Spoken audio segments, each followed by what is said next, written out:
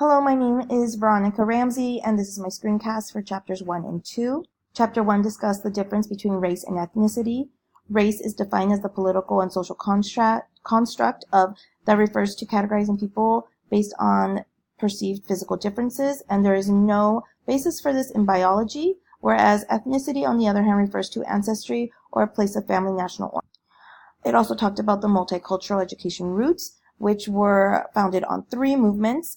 The first movement was the intercultural education movement, the second, the intergroup education movement, and the third was the civil rights movement. There were also several important theories discussed. The first was ethic of care theory by Noddings, emphasized the building trusting relationships. The next was social cultural theory of learning by Vygotsky, which emphasized social interactions and language. And the last was education for democracy by Dewey, which emphasized democracy, equality, community, and justice.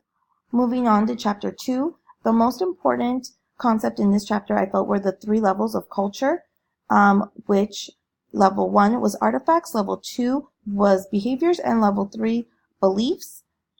In this chapter, there were also several terms that were defined that I feel are really important. The first was culture, subculture, cultural identity, cultural traditionalist, bicultural identity, assimilationist, and the last concept of cultural mediator I found really interesting.